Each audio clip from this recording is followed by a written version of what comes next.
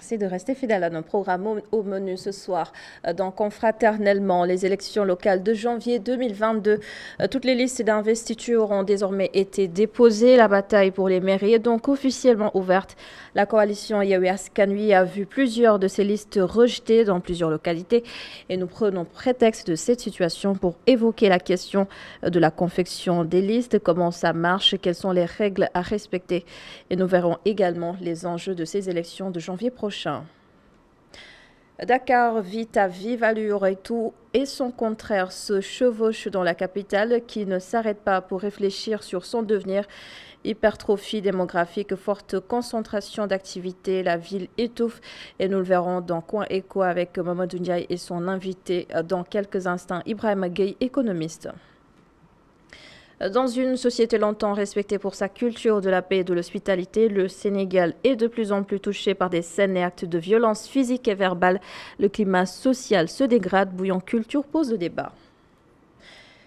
Et sur ces violences, justement, Ziguinchor a récemment été théâtre d'affrontements entre deux camps politiques, l'APR et PASTEF. Les populations de la région se sont senties interpellées par ces événements et vous les entendrez dénoncer dans Ailleurs A. Bienvenue à tous.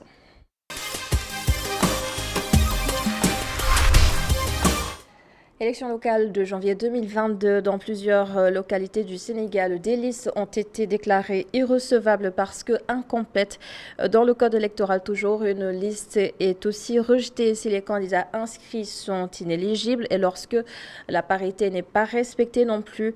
La parole aux experts dans ce dossier. Ils reviennent sur les conditions de dépôt et surtout sur le contrôle de ces listes. Abdourahmali et Séléman Diallo.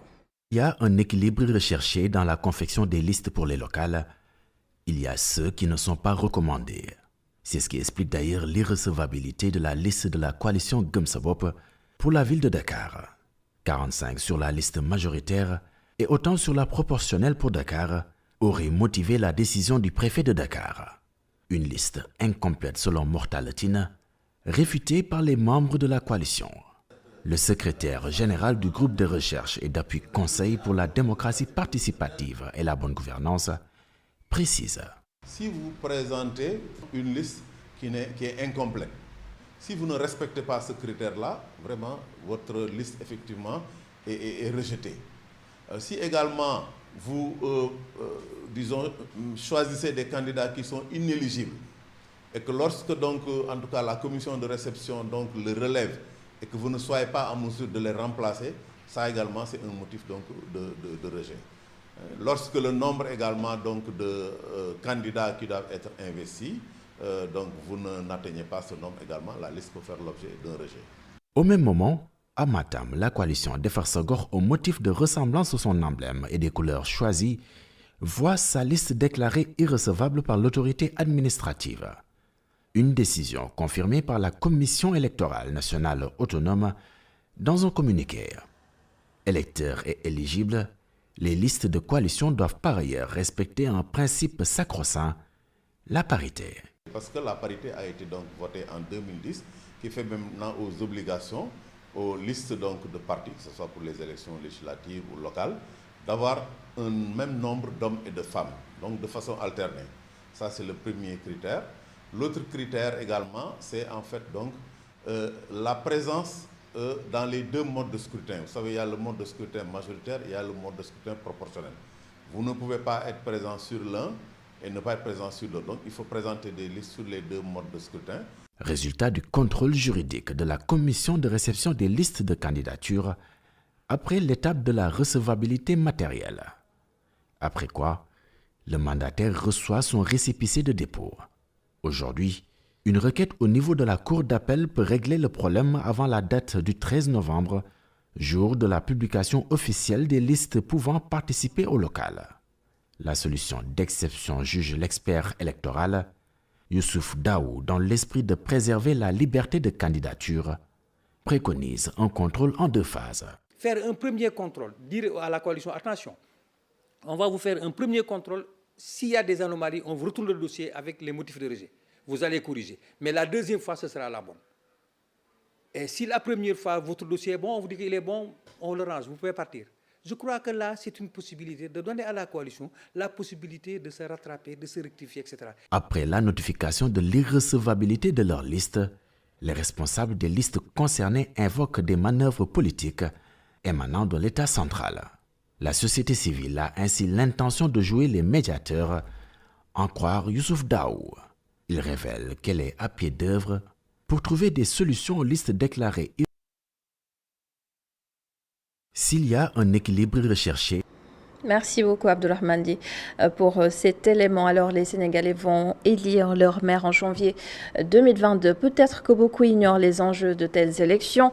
Nous vous aidons ce soir à mieux comprendre l'essentiel. Comment est élu un maire, c'est quoi sa fonction, son rôle et surtout ses responsabilités vis-à-vis des habitants de sa commune. Et nous avons invité un spécialiste en décentralisation pour décortiquer toutes ces questions. Bonsoir Malik Diagne. Bonsoir madame. D'abord, actualité oblige, plusieurs listes ont été rejetées ces derniers jours. Comment est-ce qu'on pourrait expliquer ces rejets? Écoutez, ce n'est pas un phénomène nouveau. En 2014, lors du scrutin municipal et départemental de 2014, on a assisté à peu près à la même chose. Oui. Parce que vous vous rappelez, il y avait un rush de candidatures, donc surtout au sein de la société civile, beaucoup de listes indépendantes. Donc on avait des milliers et des milliers de listes qui ont été déposées au niveau des préfectures. Et il faut savoir que c'est la préfecture qui reçoit les listes. C'est normal, parce que déjà, c'est un démembrement du ministère de l'Intérieur.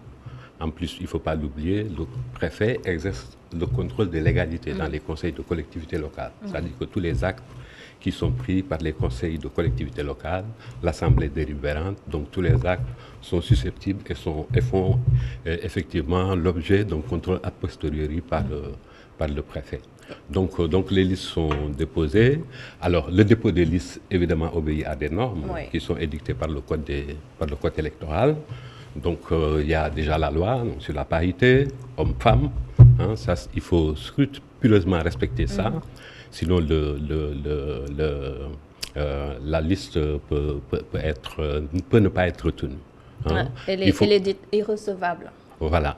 Elle est irrecevable dans la forme comme dans le fond, parce que c'est la loi qui dit qu'il faut, homme-femme, homme-femme, homme-femme.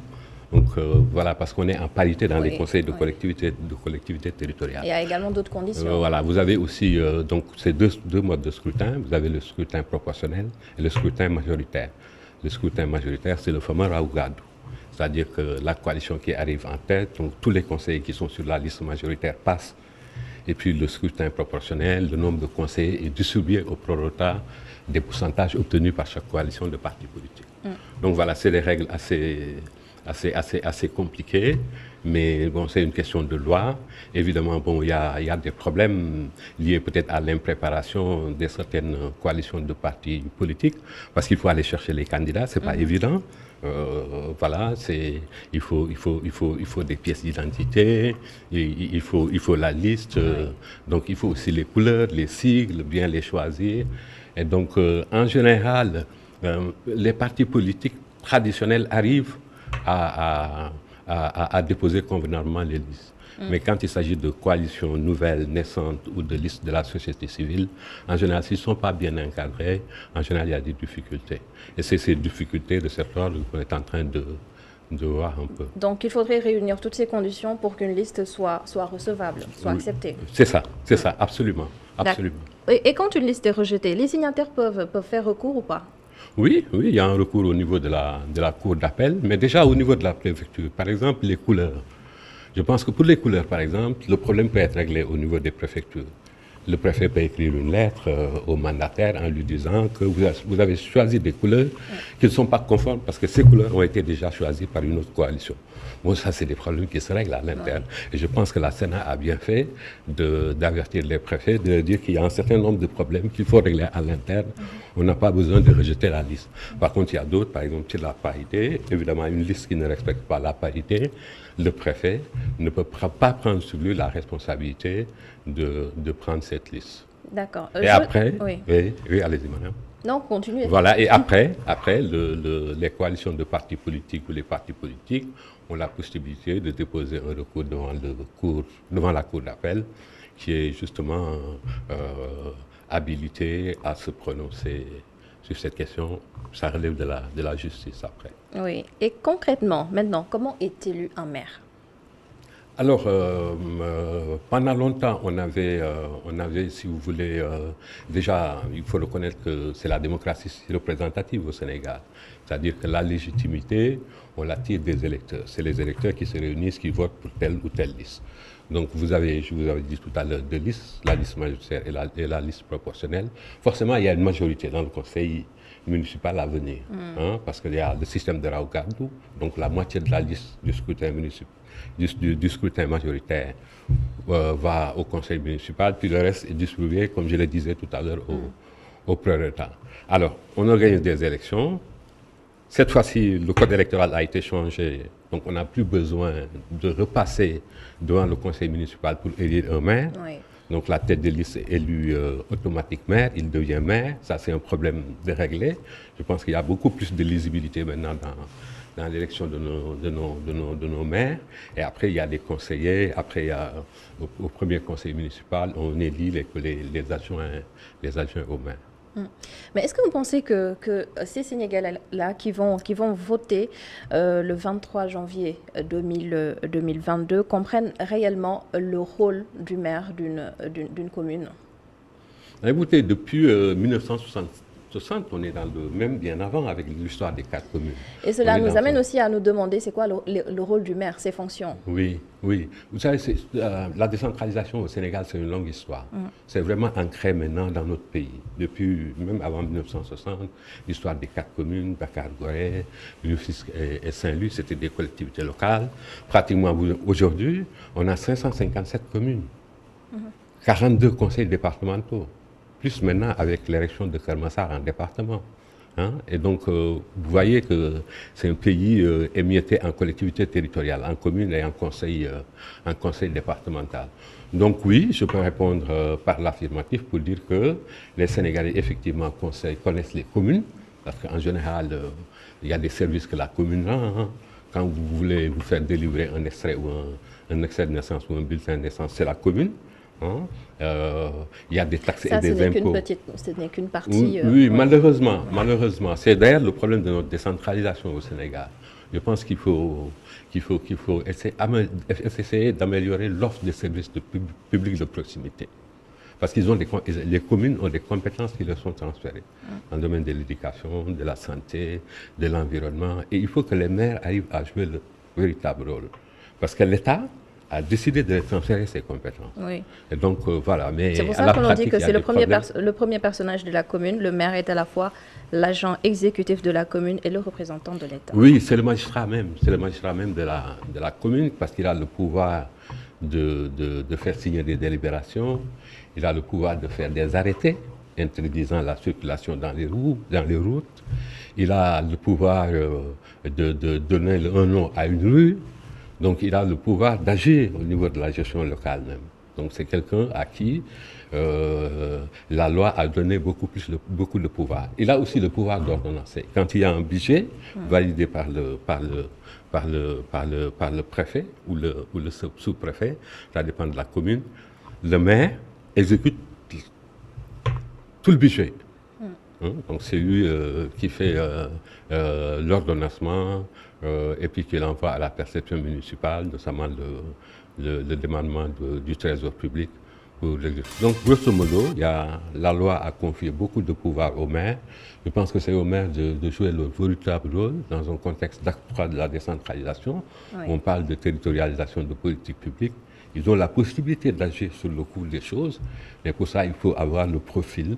Il faut être bien outillé, avoir la vision, c'est important aussi. Bien choisir son maire. Voilà, bien choisir son maire. Et c'est peut-être ça le problème au Sénégal, parce que, bon, en général, c'est une affaire réservée à la classe politique. Donc, aux hommes politiques, voilà, en général, bon, il ne faut pas se leurrer. Et un maire ne peut pas être forcément un homme politique. Si, justement. Les hommes politiques se sont accaparés les collectivités territoriales. Donc il faudrait quelqu'un qui est complètement détaché de la politique, dans les normes. Oui, dans l'idéal, le maire doit avoir un bon profil. Oui. Il doit avoir, comme je vous ai dit tout à l'heure, la vision, partager les valeurs avec les populations, qu'il administre. Et puis, voilà, offrir des services du public de proximité adaptés à ses administrés. Ça, c'est essentiel. C'est le rôle, c'est pourquoi on les a élus. Et justement, ça pose le problème un peu du contrôle citoyen. Il faut que les populations, les administrés, les électeurs qui ont élu le maire soient beaucoup plus vigilants sur la gestion municipale au quotidien. Hein, parce que voilà, les maires sont élus pour un mandat de 5 ans, donc il faut les surveiller de très près. Ils sont élus sur la base d'un contrat de gouvernance locale, parce que quand ils vont à des élections, ils ont un programme, ils ont des propositions. Il faudrait que les populations les encadrent pour que justement ce programme-là soit appliqué. Donc le problème de ce contrôle citoyen, après l'élection du maire, il va falloir dans ce pays impulser une nouvelle dynamique, la dynamique de contrôle citoyen, faire en sorte que les populations s'intéressent à la gestion de nos communes. Nous avons parlé tout de suite du profil du maire, mais il y a aussi le profil des conseillers municipaux. Oui. Enfin, la loi dit qu'il faut savoir lire et écrire. Bon, après, on peut faire toute une dissertation sur tout ça. Comment un maire qui gère un budget de 40 milliards, qui a un personnel de 1000 agents, peut-il juste savoir lire et écrire? Oui, bon, il y a des problèmes comme ça au niveau de la loi. Donc, des fois, vous allez dans des localités où vous avez des maires pratiquement analphabètes. Oui, carrément. Parce que la loi dit qu'il faut savoir lire et écrire, mais en même temps, la loi n'est pas très vigilante sur ça.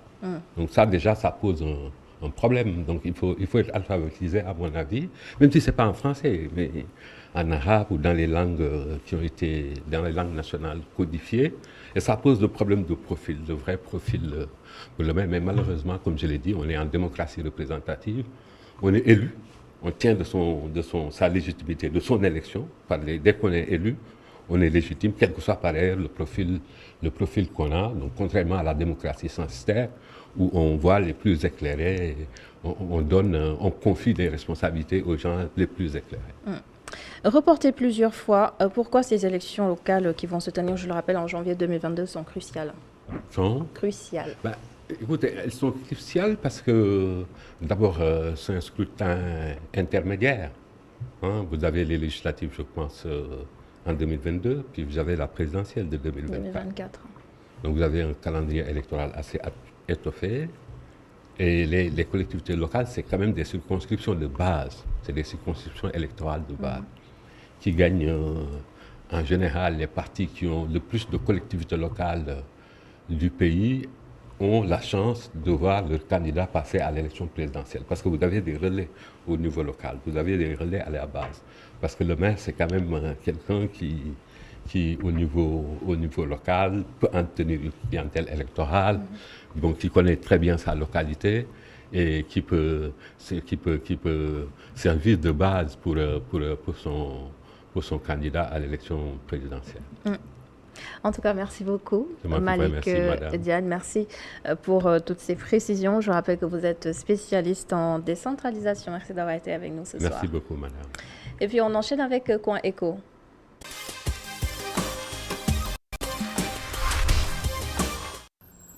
Le Sénégal, pays en développement, a un revenu intermédiaire de la tranche inférieure.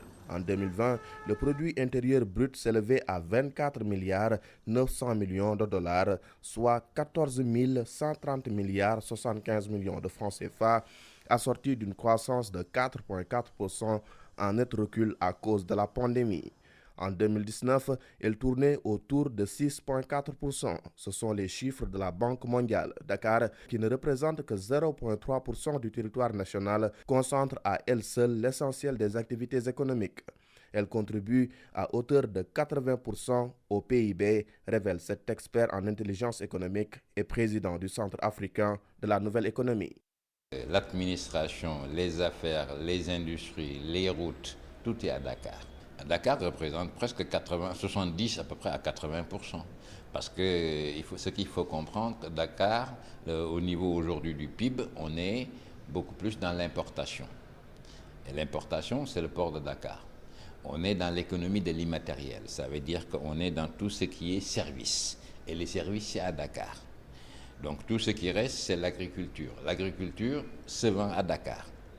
Donc ça veut dire que même tout ce qui est flux au niveau des transports, Donc c'est de Dakar vers l'intérieur ou de l'intérieur vers Dakar. Dakar devient un truc neuronal. Dakar, la plaque tournante de l'économie en plein essor. Les chantiers sortent de terre comme le TER et le BRT. Elle est aussi une ville portuaire stratégique qui a pignon sur l'Atlantique. C'est en ce sens que des travaux d'élargissement du port autonome de Dakar et l'érection d'un autre à sec, celui d'Ndayane, ont été entamés, ce qui ne sera pas sans conséquence sur le plan écologique. Ça va renforcer donc la force de Dakar et ça va avoir des effets néfastes. Il y aura tout ce qui est infrastructure qui sera développé, il y aura tout ce qui est voirie, mais il y aura beaucoup de surpopulation. Et donc Dakar, comme vous le savez, est à peu près le deuxième pays le plus peuplé au niveau de l'Afrique de l'Ouest. Dakar, sans doute loin d'être la région la plus grande du Sénégal, sinon l'une des plus petites, représente plus d'un quart de la population nationale qui est aujourd'hui de 17 millions d'habitants. Résultat, la capitale est devenue étroite pour accueillir tout ce monde, sans compter les expatriés. Malgré son extension avec les nouvelles villes comme Diamniadio, la vie y est trop chère, le coût de l'hébergement flambe également. Il est parmi les plus élevés d'Afrique. La plupart donc, des maisons ou des habitations vont se délocaliser. Ça va faire un peu souffler, mais ce sera toujours Dakar. Parce que c'est le Dakar agrandi, c'est la grande couronne de Dakar qui va s'agrandir. Mais ce sera toujours pareil. Ce sera toujours pareil, ça ne changera pas. Donc le poids de Dakar il sera toujours là. Donc tant que cette décentralisation n'est pas faite de telle sorte que les régions, les 14 régions, les 13 autres régions puissent avoir un peu plus de flux, un peu plus de fixer les populations, ce sera toujours pareil. Dakar est pourtant un hub d'excellence dans le domaine de l'enseignement. Beaucoup de dirigeants et de chefs d'État de la sous-région y ont fait leurs humanités. C'est le cas du père de l'indépendance ivoirienne, Félix Houphouët-Boigny, ou de Thomas Boniaï du Bénin, qui est pourtant réputé être le quartier latin d'Afrique. L'ancienne capitale de l'Afrique occidentale française aspire également à devenir un hub dans le domaine de l'aviation avec la nouvelle compagnie Air Sénégal. C'était donc le dossier signé Mamadou Gaye Kassé sur la région de Dakar, l'alphabet et l'oméga de l'économie nationale. Elle contribue à hauteur de 80% du produit intérieur brut. Le PIB est l'essentiel de l'activité économique, administration et les services y sont concentrés. Dakar, c'est aussi un boom géographique avec plus d'un quart de la population nationale, soit 4 millions d'habitants sur un total de 17 millions d'habitants. Bonsoir Mamadou Ndiaye. Oui, bonsoir Adama. Et vous évoquez justement toutes ces questions ce soir avec votre invité, l'économiste Ibrahim Gaye. Bonsoir. Bonsoir Adama. Et bienvenue. Bonsoir Mamadou. Bonsoir aussi, cher invité M. Gaye. Les chiffres alignés par Adama font froid dans le dos. Quand on voit autant de données statistiques concentrées dans Dakar, mais qui ne représentent pas grand-chose sur le plan territorial, on a le sentiment peut-être que quelque chose ne cloche plus. À quel moment vous le situez, cette chose qui ne colle plus pour Dakar? Je voudrais juste évoquer un fait historique. C'est ce qu'on a appelé l'exode rural dans les années 70. Donc, le feu président Senghor avait évoqué et a cherché à des palliatifs donc, pour résoudre ces problèmes-là. C'était dû au fait que dans les années 70, donc pour ceux qui en fait sont d'un certain âge, savent qu'il y a eu une sécheresse. Oui, une sécheresse très longue. Absolument. Et donc il s'en est suivi dans les années 80 les plans d'ajustement structurel qui ont beaucoup en fait pesé sur l'économie du Sénégal et sur les programmes sociaux, les politiques sociales quand même en ont pris un coup.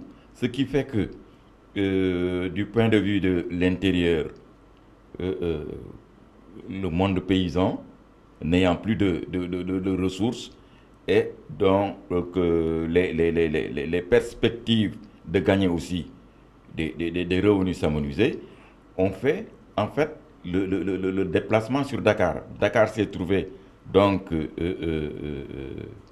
engorgé du fait de l'exode rural. Ce qui fait que l'essentiel de la population du Sénégal s'est trouvé confiné dans 0,25% du territoire.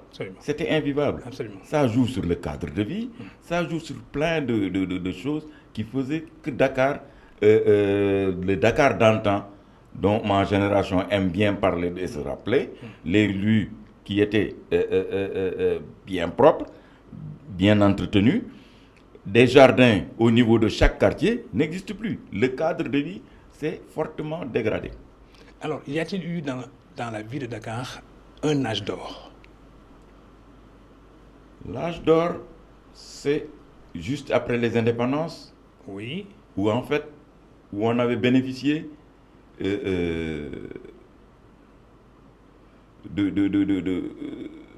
d'infrastructures que le colon avait laissées.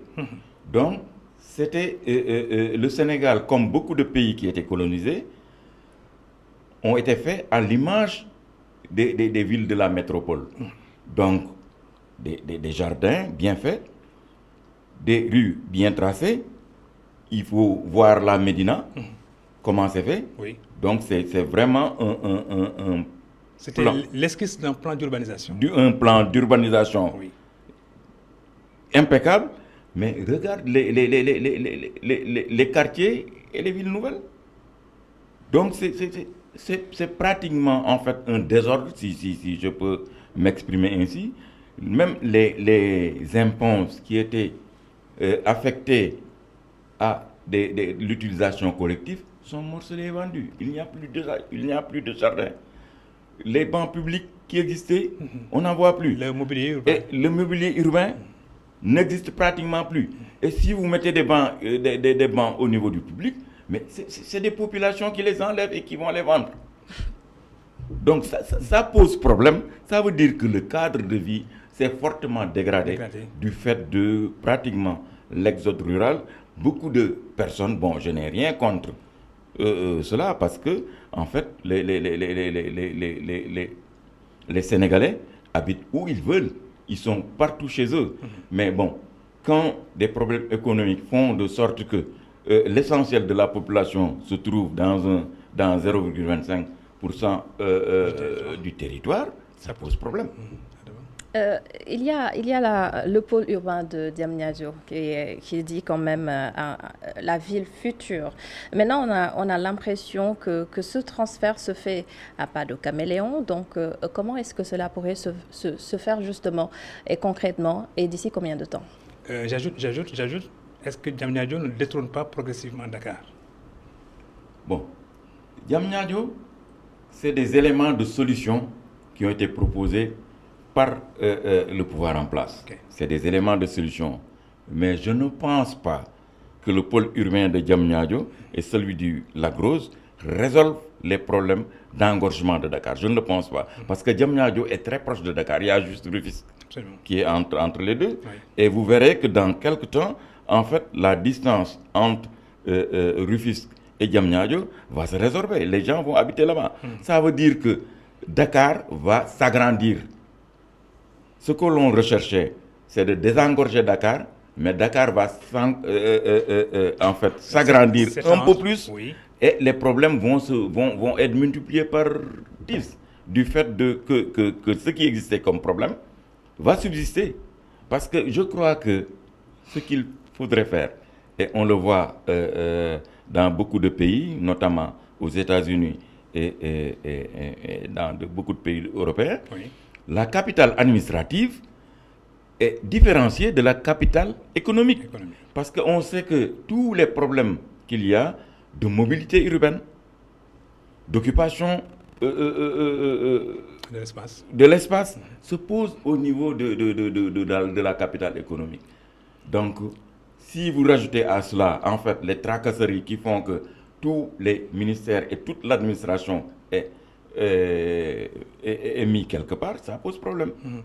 Est-ce que si Dakar dégrossissait au profit sans doute, peut-être, bon, vous l'avez dit avec un peu de réticence, Diamniadio, mais plus tard peut-être aussi l'axe Mbour-Thiès, ça pourrait prendre une bonne partie justement de Dakar aujourd'hui qui étouffe. Est-ce qu'en dégrossissant, Dakar ne retrouve pas un peu son lustre?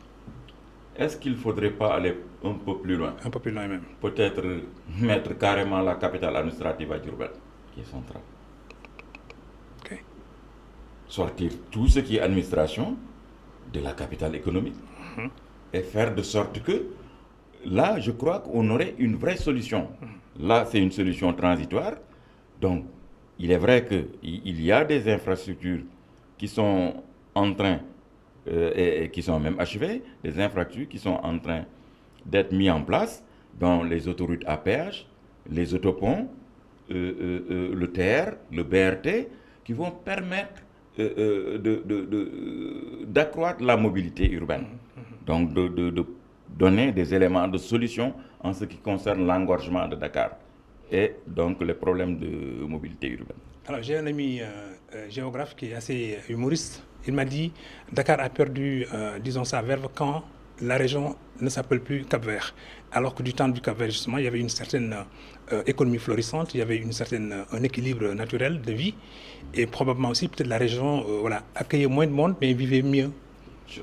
On en a parlé en off. Je vous ai dit, en fait, que ce n'est pas pour rien que la région de Dakar s'appelait la région du Cap-Vert. C'était vert. Oui. C'était vert, ça veut dire qu'il y avait en fait un tissu herbacé qui était là, d'où son nom. Il y avait en fait des forêts tout autour, une ceinture verte qui faisait qu'on l'a appelé Cap-Vert. Tout ça a disparu parce que quoi? Parce que c'est l'urbanisation et le tout béton a fait de sorte que cette verdure a disparu. Donc, moi, je crois qu'il est possible de rattraper cela. Donc, il y a un programme du gouvernement au niveau de l'ancien aéroport Léopold Sédar Senghor, donc qui subsiste maintenant, qui est devenu un aéroport militaire, mais dont les impenses qui servaient dans le cadre de l'aéroport commercial donc, ont été affectés à autre chose. Je crois que ce serait l'occasion donc d'en faire une forêt, donc une ceinture verte au niveau de Dakar. Et c'est important parce que, excusez-moi, mais la COP26 s'invite dans le débat. À Glasgow. À Glasgow actuellement, s'invite dans ce débat même. Absolument. Ça veut dire que quelque part, donc quand cette terre est menacée, ça veut dire qu'on a des problèmes pour la couche d'ozone et donc le dérèglement climatique. Ce qui permet de le résoudre, les scientifiques l'ont dit, ça veut dire que quelque part, il faut avoir en fait des puits de carbone parce qu'on sait, bon, je ne m'avancerai pas trop là-dessus, je le laisse aux scientifiques, du fait de la photosynthèse, c'est un mécanisme qui permet de capter le carbone, donc de l'éliminer. Donc ça veut dire que l'objectif sur 2030 de la neutralité de carbone ne pourra se réaliser que s'il y a des puits qui permettent, les puits, j'entends par puits, les espaces verts, les ceintures vertes, les forêts qui captent ce carbone-là. Et nous, on a la chance de le faire au niveau de Dakar. On a évidemment le parc zoologique de Han, zoologique, qui est aussi un parc d'attraction, mais où il y a pratiquement une forêt. Une forêt. Donc, ce qui est au niveau de Han peut être répliqué au niveau de Yoff, au niveau de l'aéroport. Parce que moi, j'ai récemment fait Casablanca et j'ai vu une forêt qui fait pratiquement presque Dakar. Oui, qui ceinture un peu la corniche. Qui ceinture la corniche, mais ça a été fait par Hassan II. Tout à fait. Et c'est une volonté politique. C'est une volonté politique qu'il faut avoir. Donc, pour réaliser tout cela. Alors, soyons un peu plus pratiques. Les charrettes qui disputent le talus aux voitures, les piétons également qui slaloment entre les voitures, ça, c'est pas beau à voir. Et quand on veut également donner de la ville un visage assez reluisant pour attirer et investisseurs et touristes, ce n'est pas le bon chemin. Absolument. Et je dirais que là, c'est de la responsabilité de nos autorités territoriales. Parce que vous savez que l'environnement, en fait, une compétence transférée. Et je crois que c'est un problème d'organisation. Donc, là où vous voyez des calèches circuler, vous verrez 2 ou 3 tableaux qui interdisent à la calèche de circuler. Qu'est-ce qui empêche à l'autorité administrative d'appliquer juste le règlement? C'est juste le règlement qu'il faut appliquer. Dakar, c'est une mégalopole aujourd'hui, comparé à Lagos, comparé à Calcutta, comparé à New Delhi, peut-être même à d'autres villes, justement des pays émergents.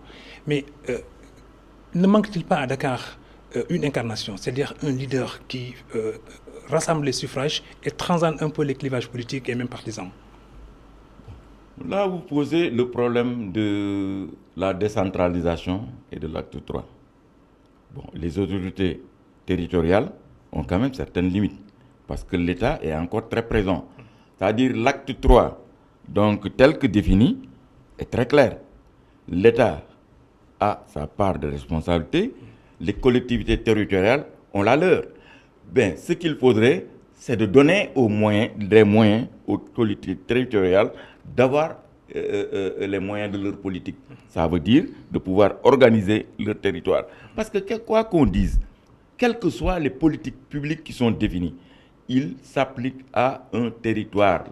L'État n'a pas de territoire. Ce sont ces différents territoires-là, ces communes et ces départements qui font le territoire de l'État du Sénégal.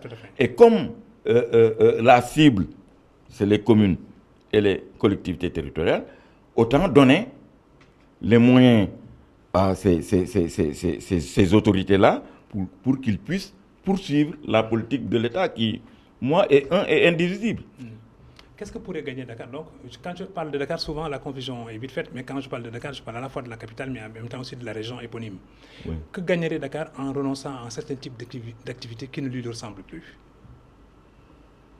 Renoncer à quel type d'activité? Vous pouvez être plus concret. Est-ce que, par exemple, Dakar peut renoncer à être justement une ville industrielle? Je ne le souhaite pas en tant que Dakarois. Je ne le souhaite pas. Et je souhaiterais que Dakar, quand même, puisse focaliser une certaine industrie. Pas une industrie, la grande industrie, donc qui poserait plus de problèmes qu'on en a actuellement, mais une industrie intermédiaire, une industrie de transformation. Mais vous savez que Dakar a quand même des potentialités du point de vue agricole. La zone de Niayes, oui. La zone de Niayes oui. est fortement productive. L'essentiel de l'horticulture, en fait, pour ne dire qu'une grande partie, est produite par la zone de Niayes.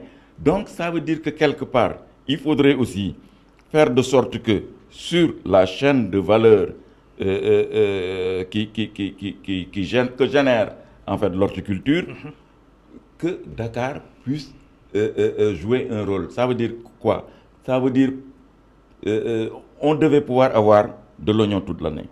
On devait pouvoir avoir de la pomme de terre. De la pomme de terre toute l'année. Mais qu'est-ce qui l'empêche? Qu'est-ce qui empêche cela? Ça veut dire qu'on n'a pas en fait de magasins de stockage.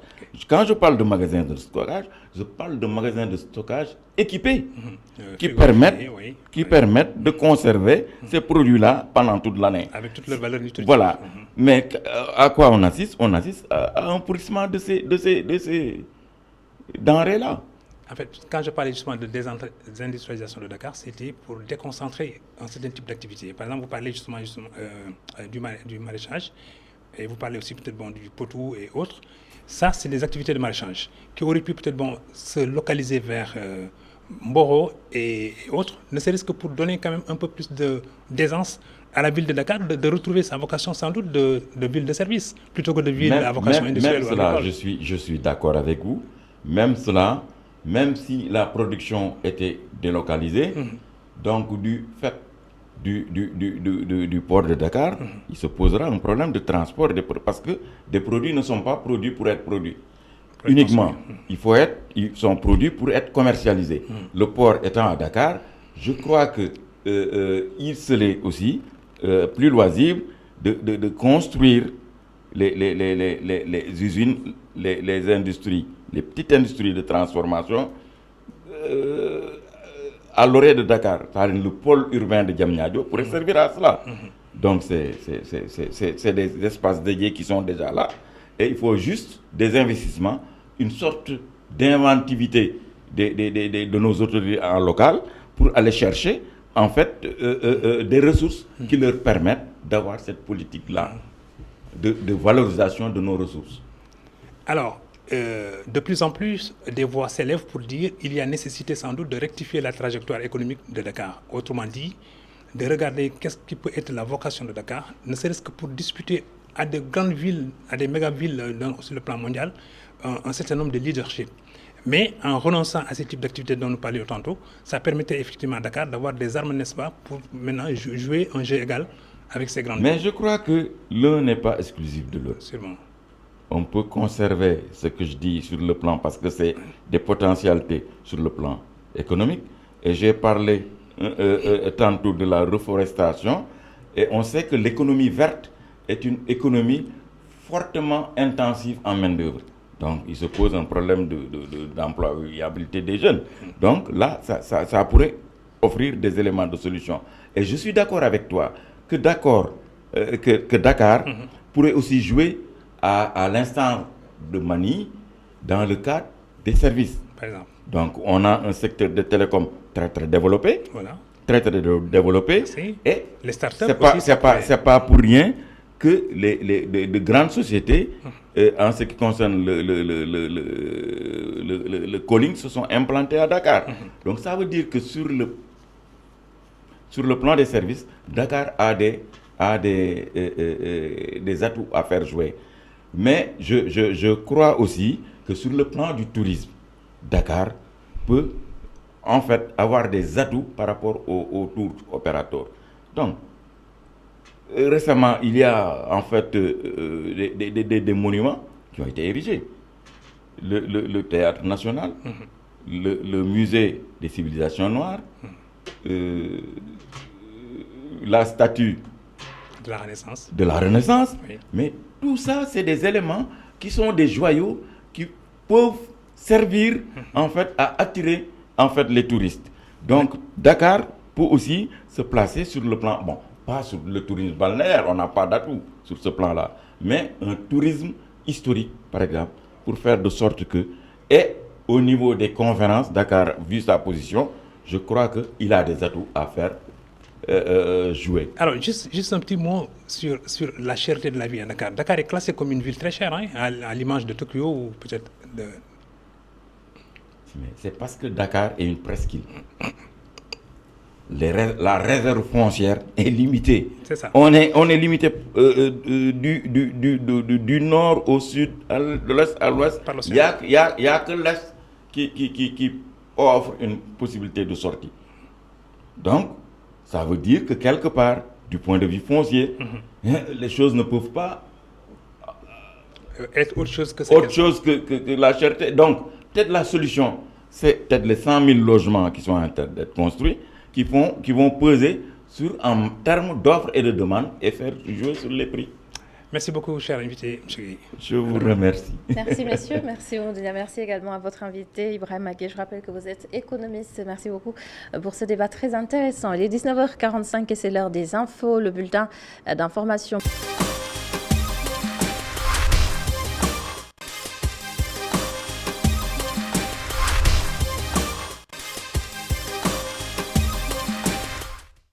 Le Sénégal, pays de la Teranga, c'est plus qu'un concept, c'est une identité, un atout. Mais force est de constater que cette culture de la paix semble se dégrader au fil des ans. De plus en plus de violences physiques et verbales. Omar Kane et Seydina Mbaye s'intéressent au sujet dans Bouillon Culture. Insultes, calomnies, menaces, meurtres, agressions, viols, suicides, etc. Le tableau est noir. Mais ces faits sont devenus monnaie courante au Sénégal, le pays de la Teranga, de la paix, de la solidarité et de la tolérance. Dans les maisons, dans les quartiers, dans les rues de la capitale comme dans la campagne. Si le chômage y est pour quelque chose, l'irresponsabilité de certains parents est également indexée. D'abord, maintenant au niveau familial aussi, dans le cercle le plus restreint, les parents n'ont plus le temps, ils devraient avoir le temps de s'occuper de l'éducation des enfants à la maison. C'est vrai qu'on les éduque, on les enseigne dans les établissements, mais il y a une éducation qui devrait se faire au niveau de la maison, au niveau du cercle le plus restreint. Il y a aussi le perte de repères par rapport à nos guides religieux. Aujourd'hui, il n'y a plus cette solidarité d'antan. Les gens vivent seuls et puis et par rapport à ça, donc les gens n'ont pas d'espoir. Ils font des études supérieures, ils sont bien diplômés et il n'y a pas de perspective. Je pense que ça peut être une cause pour la jeunesse. Une éducation qui n'a rien à voir avec celle de l'époque, pendant laquelle la rigueur était de mise dans l'éducation des enfants. Il n'y avait pas de violence, mais ça a été toujours rigoureux. Il y avait des marges à ne pas dépasser. Toujours dans le cercle familial, il y avait beaucoup de limites. Malgré qu'on s'épanouissait, on allait à l'école, on allait vers les gens, mais il y avait des limites à ne pas dépasser. Alors là, quand on dépasse les limites, on nous remet à la place qu'il faut. C'est là qu'on devrait revenir. Mais dans les maisons, en général, c'est la maison, c'est la famille, etc. Il y a le père, la mère, le grand-père, etc. On vit ensemble, on se partageait. Mais aujourd'hui, je pense que c'est le singleton, chacun dans son coin.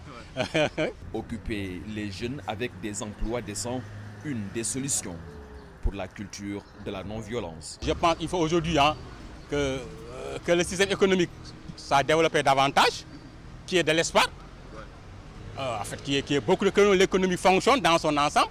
Et puis maintenant, les gens partagent des ressources issues de l'économie. Et je pense par rapport à ça, les gens ont de l'espoir. Et maintenant, ils ont d'autres activités, ils ne feront plus tendance à faire la violence. Et comme à chaque veille d'élection au Sénégal, nombre de parents redoutent des affrontements entre partisans des différents camps, des face-à-face très souvent provoqués par des hommes politiques qui se soldent par des morts. Et avec nous sur ce plateau, Markan qui a réalisé ce sujet. Bonsoir Omar. Bonsoir Adama. Est-ce qu'on peut dire que le Sénégal est un pays violent? Eh bien, on serait tenté de le dire, même si on n'a pas envie de faire fuir nos investisseurs, encore moins les étrangers parmi nous. Mais on tend quand même à devenir un pays violent parce qu'on ne se réveille plus un jour quand on s'en voit sur les journaux viol, agression, braquage. Ça fait beaucoup suicide. Et aujourd'hui, d'ailleurs, avec le médecin qui s'est suicidé avec ses enfants, c'est atroce. Il y a quand même un ressort qui s'est cassé dans la société sénégalaise, Adama. Donc il n'y a plus de doute. Oui, il n'y a plus de doute. On est devenu vraiment une société très violente et il faut vraiment remédier à cela. Et comment en est-on arrivé là, Omar? Bien, il y a plusieurs paramètres.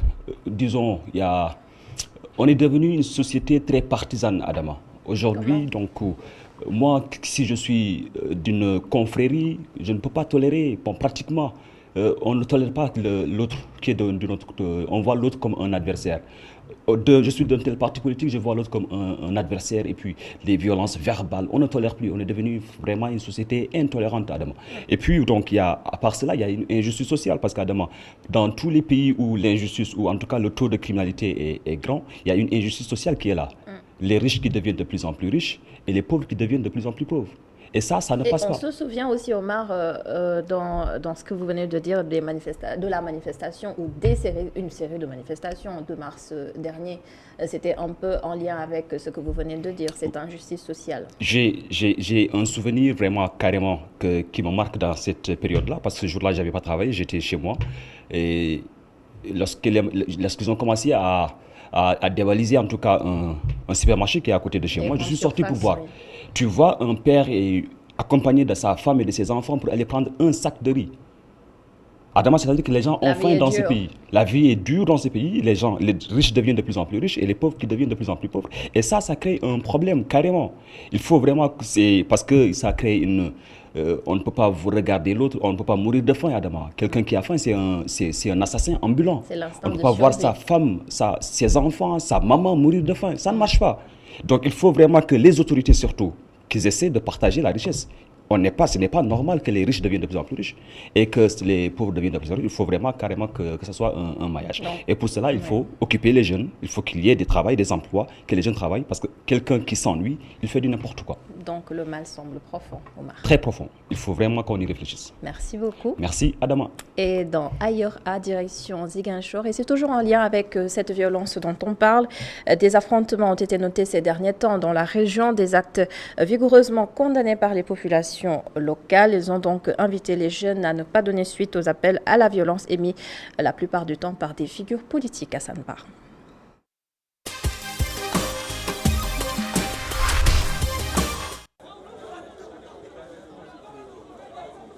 Au quartier Boucotte et 3 semaines plus tard à l'aéroport de Ziguinchor, la capitale du Sud était tristement devant de la scène à cause des violences dans le champ politique qui avaient éclaté entre militants de Doudouka et ceux d'Ousmane Sonko. Les images des affrontements de l'aéroport de Ziguinchor, surnommées les images de la honte, avaient fini de faire le tour du monde. Des violences unanimement condamnées par les populations qui appellent aux politiques de privilégier les débats d'idées.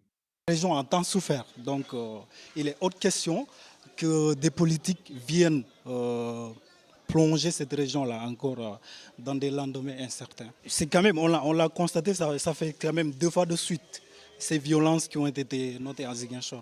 2 fois de suite, et moi je pense que ça ne vaut pas la peine parce qu'on n'est pas encore de plein pied dans la campagne et on se rend compte déjà que voilà, les choses commencent à aller dans tous les sens. Je pense que pour des questions politiques, ils sont là uniquement pour demander les suffrages des Ziguinchorois. Et je pense que c'est le moment de privilégier la bataille des idées, en fait. Dire aux Ziguinchorois, voici mon programme. Moi, si je suis élu maire, voilà ce que j'aspire à faire pour vous. Et je pense qu'on ne doit pas quand même mener cette bataille-là. Ce qu'il faut exactement, c'est que ces politiques arrivent à privilégier quand même ces batailles d'idées, cette bataille d'idées autant pour moi. La violence notée dans ces camps ces derniers jours n'honore pas Ziguinchor selon les populations qui appellent à la sérénité et à la retenue. Pour elles, rien ne justifie de tels comportements entre fils de Ziguinchor. C'est des choses à déplorer, on l'a noté des 2 camps. Mais quand sera-t-il de l'autre camp qu'incarne aujourd'hui Abdoulaye Baldé, même si aujourd'hui il a appelé à la paix et au bon comportement de ses militants. Mais voilà, donc nous appelons, l'appel que je lance, c'est vraiment à la sérénité, à savoir raison garder, que Ziguinchor nous appartient tous. Abdoulaye Baldé, que ce soit Abdoulaye Baldé, que ce soit Ousmane Sonko, que ce soit Benoît Sambou, Seydou Sané et Doudouka, sont tous des fils de Ziguinchor.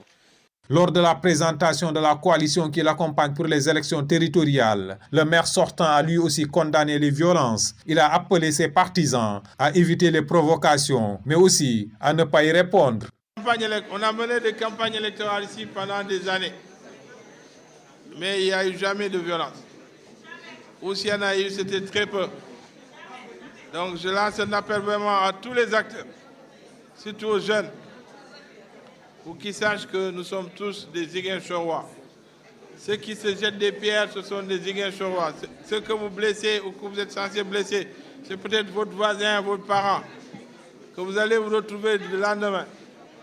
Que l'enjeu ne mérite pas cela. Il faut que chacun de nous cherche raison garder. La confrontation, c'est dans les idées, c'est dans les programmes, mais pas dans la violence. Nous, en tout cas, notre coalition, vous voyez que nous sommes tous des non-violents. Tout le discours que nous tenons à nos jeunes, c'est de ne pas provoquer, de ne pas verser dans la violence. C'est toujours rester dans la fraternité avec les autres. On peut avoir des opinions différentes des autres, mais très sincèrement, il faut les convaincre par des opinions et non par la violence. Donc nous condamnons toute forme de violence, surtout ici en Casamance. Nous sommes pour une campagne électorale apaisée.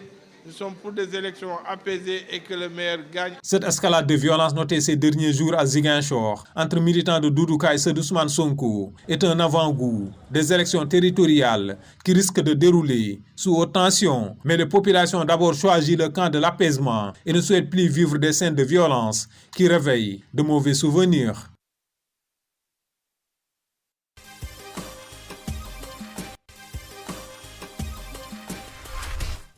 N'est pas garde rapprocher qui veut. Au-delà du gabarit, il faut tout en ensemble. Et nous en avons rencontré un. Mohamedou Diop travaille pour Modou Diagne Fada. Il assure sa sécurité au prix de sa vie puisqu'il aime ce qu'il fait, c'est sa passion et c'est surtout son choix. Mohamedou Diop a acquis ses aptitudes grâce à une bonne formation, un régime alimentaire et du sport. Son portrait, c'est avec Mamadou Diagne. Il n'est pas donné à n'importe qui d'être mon chauffeur, bien d'être mon garde du corps. C'est souvent des hommes de confiance. Et un homme de confiance, Mamadou Diagne Fada, en a. Il s'agit de cet homme. Mamadou Diop assure depuis quelques années la protection de l'actuel directeur général de la Sonacos. Serein, rigoureux et professionnel, le travail acharné de cet officier de sécurité commence par un contrôle minutieux du véhicule, du VIP.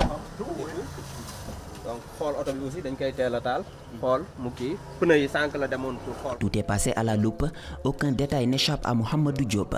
Rompu à la tâche, pour réussir ce travail à haut risque, il faut impérativement de la motivation. En premier, il faut être motivé. Il faut aimer le métier, parce que c'est un métier avec beaucoup de risques. Aussi, il faut être aussi solide physiquement et aussi avoir un mental.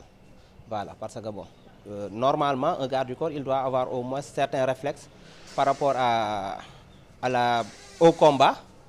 Déjà là, on est appelé des fois à combattre, à évacuer un VIP.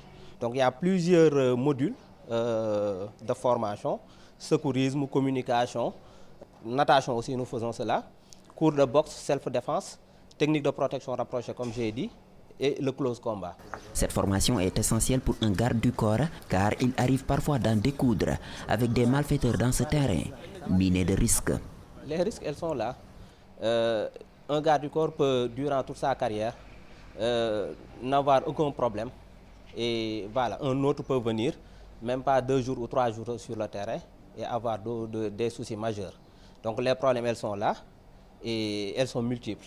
Mais bon, comme on aime à le dire, c'est le tout-terrain qui commande. Le terrain commande pour maîtriser ses rouages. 2 choses sont fondamentales. Du sport et éviter de manger gras, manger d'une manière équilibrée. Les anecdotes ne manquent pas sur le terrain. Mohamedou Diop en a vécu. Peut-être avec d'autres VIP. Voilà, on avait eu un jour, on nous a mis un guet-apens. Voilà. Quand on est entré dans le village, après, bon, les pierres se sont mis à tomber sur nous. Et là, on était obligé de se mettre sur le véhicule, dos à dos comme ça, pour au moins protéger les vitres et aussi protéger le VIP pour que les pierres ne cassent pas les vitres et voilà, ne blessent pas quelqu'un à l'intérieur du véhicule du VIP. Homme de confiance de Mamadou Diagne Fada, ce dernier ne néglige pas son garde du corps dans un champ politique imprévisible. Avoir quelqu'un qui assure sa sécurité, c'est important. Parce que beaucoup de gens nous aiment, mais il y a peut-être peu de gens qui ne nous aiment pas et qui peuvent entreprendre des choses qui ne sont pas très catholiques. Ensuite, bon, nous sommes des responsables, nous ne pouvons pas nous-mêmes nous battre. Nous ne sommes pas, en tout cas physiquement, nous ne sommes pas préparés à ça. Donc le fait d'avoir quelqu'un qui assure ta sécurité peut empêcher aussi les malfaiteurs à se rapprocher de vous. Et sa sécurité, Mohamedou Diop veille au grain. Âgé de 36 ans, l'homme a fait sa formation de garde rapproché en 2014, bien après l'obtention de son baccalauréat. En 2005, marié et père de 2 enfants, sa mission au quotidien, faire quitter le VIP comme dans leur jargon, d'un point A pour l'amener à un point B, en toute sécurité. Pour cela, les astuces mystiques ne manquent pas. Parfois. On est en Afrique et même dans le monde, je pense que l'aspect mystique sépare.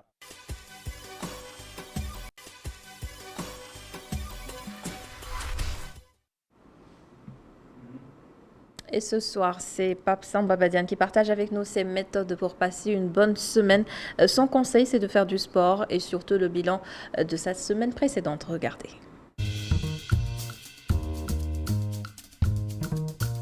Bon, pour ma part, pour bien débuter la semaine, bon, c'est un bon week-end vraiment riche en sport. Mon plaisir, c'est de faire du sport. courir, donc prendre du temps dans un semi-marathon, exemple, un petit 10 km, ça fait du bien et tout, qui me permettent de prendre un break, de courir, et là j'en profite vraiment pour planifier tous les bons plans de la semaine. Faire un bilan de la semaine passée et tout, et profiter, prendre du bon temps, respirer, profiter de la nature et tout. Donc j'en profite aussi pour faire des tours, des circuits différents. Parfois c'est à Dakar, parfois sortir de Dakar et tout, et profiter de la verdure. Donc ça c'est mon astuce à moi, vraiment, qui me permet de faire un break et de prendre 4 heures de temps pour moi, tout seul et tout. Et après un peu de relaxation au bord de la mer, voilà, s'entourer de la famille, si possible. Donc aller faire un tour voir la maman, les prières, pourquoi pas, ça endurcit un peu. Et faire un bon plat aussi familial le week-end.